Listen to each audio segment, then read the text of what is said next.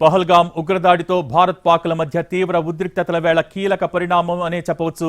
ఉగ్రదాడికి భారత్ ప్రతీకార చర్యలు చేపట్టింది. మంగళవారం అర్ధరాత్రి 1:44 ఆపరేషన్ సింధూర్ పేరుతో పాకిస్తాన్లోని ఉగ్ర స్థావరాలపై భారత సైన్యం మెరుపు దాడులు చేపట్టింది. దీనికి సంబంధించి మోర్ అప్డేట్స్ మా ప్రతినిధి ప్రసాద్ అందించేందుకు సిద్ధంగా ఉన్నారు. ప్రసాద్, ఆపరేషన్ సింధూర్ కు సంబంధించి లేటెస్ట్ అప్డేట్స్ ఏంటి? 10:30 గంటలకు భారత సైన్యం అధికారికంగా మీడియా సమావేశాన్ని నిర్వహించి ఆ మేరకు ఏ రకంగా దాడులు జరిగాయి, దాంట్లో పాకిస్తాన్ చెందినటువంటి తీవ్రవాద సంస్థల యొక్క శిబిరాలను ఏ రకంగా ధ్వంసం చేశారు, ఎన్ని ధ్వంసం చేశారు, ఇతరత్ర అనేక సమాచారం ఈ సమావేశంలో మీడియా సమావేశంలో వివరించేందుకు అవకాశం ఉంది.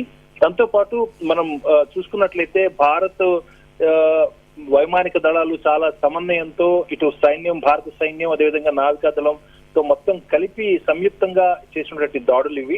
చాలా క్యాలిక్యులేటెడ్ గా ఉన్నటువంటి ఆయుధాలు ఏ మేరకు ఎంత వేగంతో పోయే అవకాశం ఉంది, ఎంత మేరకు శత్రు లక్ష్యాలను ఏ రకంగా ఛేదించేందుకు అవకాశం ఉంది, అదేవిధంగా ఎంత మేరకు వీటిని ఉపయోగించాలి, అదేవిధంగా రాడార్స్ కు, పాకిస్తాన్ రాడార్స్ కు ఏ రకంగా చిక్కకుండా ఈ దాడులు చేయాలని చాలా వ్యూహాత్మకంగా మొత్తం త్రివిధ దళాధిపతులు కూడా వీటిపై ఒక కార్యాచరణ రూపొందించుకొని చాలా వ్యూహాత్మకంగా ఈ దాడులు చేశారు. పూర్తి స్థాయిలో విజయవంతమయ్యాయి ఈ దాడులు.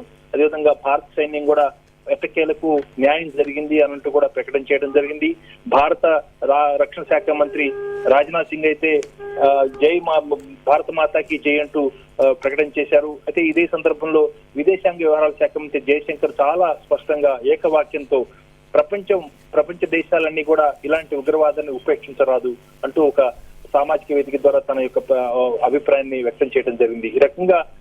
ఏ రకంగా భారత దేశానికి చెందినటువంటి వివిధమైనటువంటి వ్యవస్థలు సంయుక్తంగా ఏ రకంగా సంఘటితంగా ఈ దాడులు నిర్వహించి ప్రపంచ దేశాల యొక్క మన్ననలు పొందాయంటానికి కూడా ఆస్కారం ఉంది. ఇదే అంశాన్ని అమెరికా అధ్యక్షుడు మాట్లాడుతూ ఖచ్చితంగా ఏం జరగబోతుంది, భారతదేశం ఏ రకంగా దీనికి ప్రతీకారం తీర్చుకోబోతున్న సమాచారం నా దగ్గర ఉంది, అదేవిధంగా ఇది ఎంత త్వరగా పూర్తయితే అంత మంచిదన్న అభిప్రాయాన్ని కూడా వ్యక్తం చేశారు. దీన్ని బట్టి అగ్రదేశాలతో సహా పాకిస్తాన్ పట్ల ఏ రకంగా అభిప్రాయం ఉందన్న అంశం చాలా స్పష్టం అవుతుంది. భారత్ కి ఏ రకంగా మిగిలిన ప్రపంచ దేశాలని అండగా ఉన్నాయనేది చాలా స్పష్టం అవుతుంది.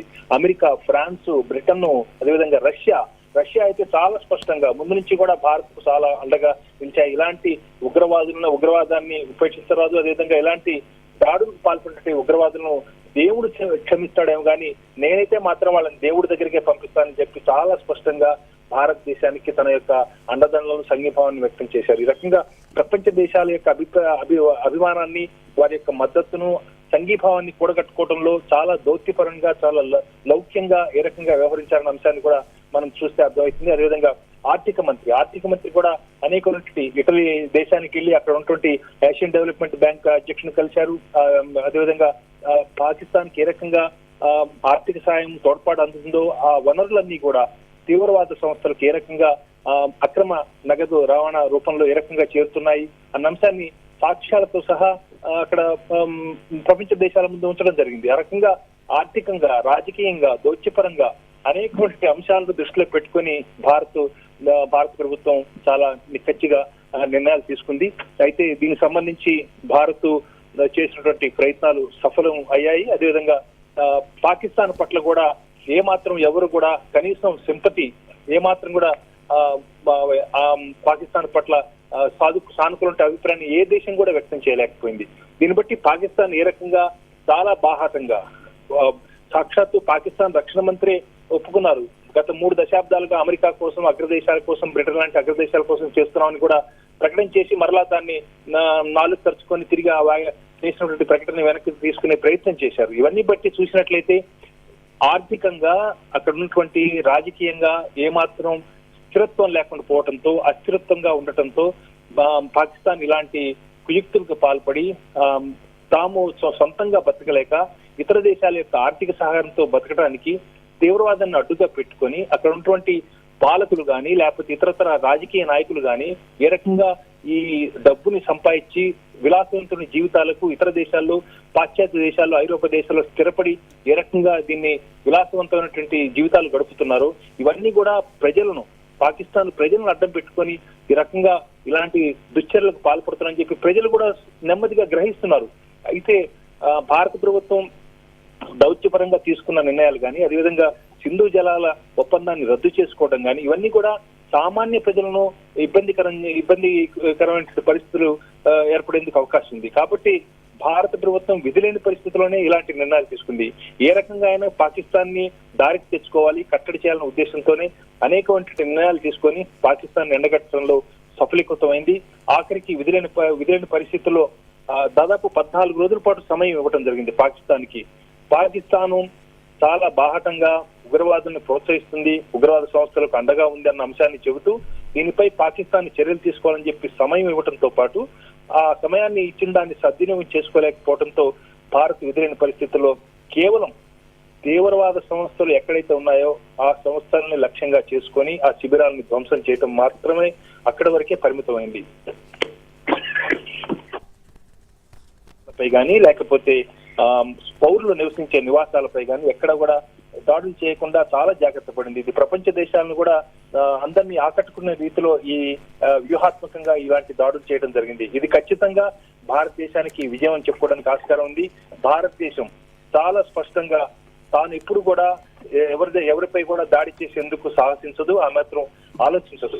అయితే ఎవరైనా తమ గడ్డపై గాని తమ పౌరులు గాని ఏమాత్రం దాడి చేసే ప్రయత్నం చేసినట్లయితే, దాడులు చేసినట్లయితే ఎట్టి పరిస్థితుల్లో ఊరుకోము, ఉపేక్షించమన్న అంశాన్ని కూడా చాలా స్పష్టంగా ఈ దాడుల ద్వారా పాకిస్తాన్ కి చాలా గట్టి ధీటైనటువంటి సమాధానాన్ని జవాబుని ఇవ్వడం జరిగింది. పాకిస్తాన్ ఇంకా ప్రత్యేకించి దుస్సాహసానికి కనుక పాల్పడినట్లయితే ఖచ్చితంగా భారతదేశం గతంలో ఎన్నడూ లేని రీతిలో చాలా అపాస్పాలయ్యే రీతిలో పాకిస్తాను దెబ్బతినేందుకు అవకాశం ఉంది. ఆ మేరకు పాకిస్తాను 40 ఏళ్ల నుంచి ఏ రకంగా ఉందో అలానే ఉంది. కానీ భారతదేశం గత 30 ఏళ్లుగా అంతకంతకు ఎదుగుతూ బలమైనటువంటి ఆర్థిక వ్యవస్థతో కూడినటువంటి చాలా అగ్రదేశంగా ఆవిర్భవించే పరిస్థితులు ఏర్పడాయి. మిగిలిన అగ్రదేశాలని కూడా అమెరికా లాంటి బ్రిటన్ దేశాలని ఆర్థికంగా సతమతమవుతున్నటువంటి ఈ పరిస్థితుల్లో భారతదేశం ఆర్థికంగా స్వయం స్వావలంబన సాధిస్తూ ఆ మేరకు అభివృద్ధిని సాధిస్తుంది. కాబట్టి భారతదేశానికి ఉన్నటువంటి శక్తి సామర్థ్యాలు అపారంగా పెరిగిపోయాయి. ఇదే అంశాన్ని ఐక్యరాజ్య సమితి భద్రతా మండలి చెందినటువంటి ఐక్యరాజ్య సమితి సెక్రటరీ జనరల్ కూడా ఇదే అంశాన్ని చెప్పారు. భారతదేశం, పాకిస్తాన్లు ఇరుగు పొరుగు దేశాలు, అణ్వాయుధాలు ఉన్నటువంటి దేశాలు.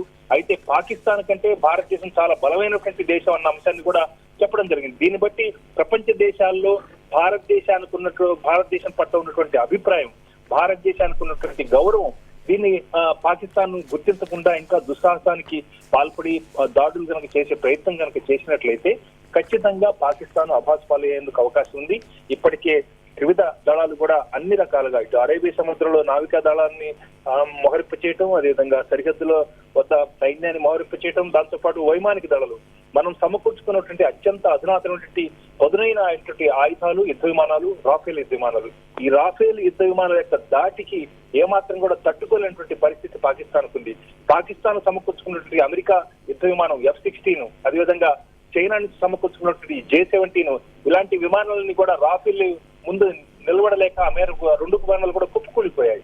కాబట్టి పాకిస్తాన్ వాస్తవాల్ని గ్రహించకుండా దుస్సాహసానికి కనుక పాల్పడినట్లయితే ఖచ్చితంగా మరింత ఆర్థికంగా ఏమాత్రం కూడా తట్టుకోలేని పరిస్థితికి దిగజారే అవకాశం ఉంది. అదేవిధంగా పాకిస్తాన్ ప్రజలు అక్కడ తిరగబడి పాలకుల్ని వెంటాడే అవకాశం కూడా ఉంది. కాబట్టి పాకిస్తాన్ ప్రస్తుతానికి నివాస ప్రాంతాలపై దాడి చేయలేదు కాబట్టి పెద్ద ఎత్తున యుద్ధానికి దిగే సాహసం చేసేందుకు అవకాశం లేదు.